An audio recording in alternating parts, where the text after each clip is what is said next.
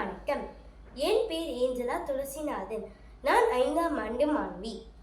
மின்மினி வீடு என்பது இயற்கையோடு இணைந்த அமைதி மற்றும் அழகான ஒரு வாழ்விட சூழலை குறிக்கும் ஒரு சுவாரஸ்யமான கருத்தாகும்.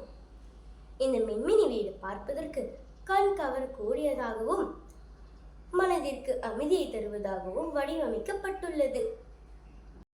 இதுதான் நான் உருவாக்கிய மின்மினி வீடு. இந்த காற்றலை எப்படி செயல்படுகிறது என்று பார்ப்போம்.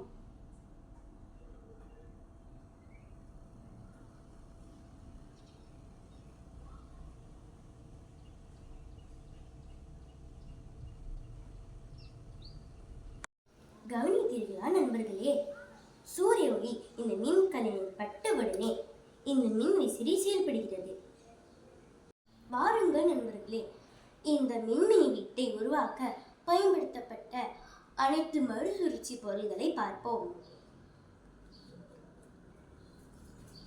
திருவப்பட்ட எழுதுகோள் தூள்கள், வர்ணம் பூசப்பட்டது, காகித அட்டைகள், சத்தை குச்சிகள், வெவ்வேறு அளவில் உள்ள பனிக்குள் குச்சிகள், கற்கள், டிஷ்யூ, பூண்டை வைக்கும் வலை, கூப்பர் வயர், மணல் மற்றும் வெங்காயம்.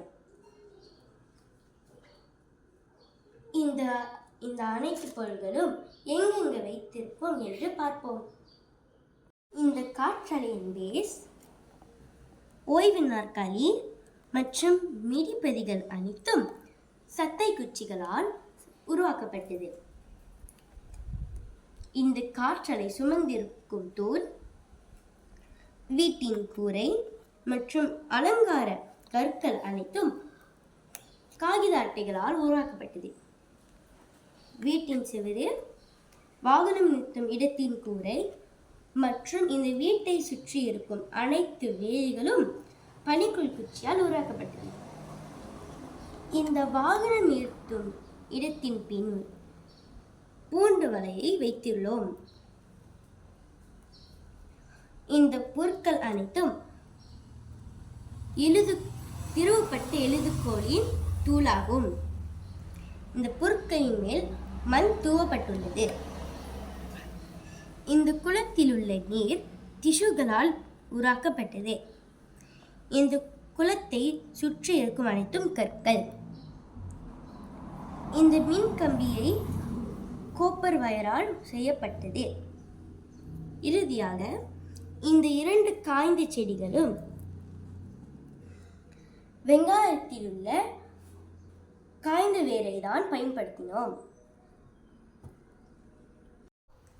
ஆகவே இந்த மின்மினி வீடு பெரும்பாலும் மறுசுழற்சி பொருட்களை கொண்டு உருவாக்கப்பட்டுள்ளது.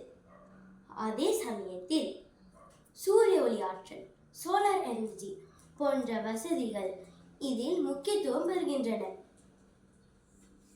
அனைவருக்கும் நன்றி.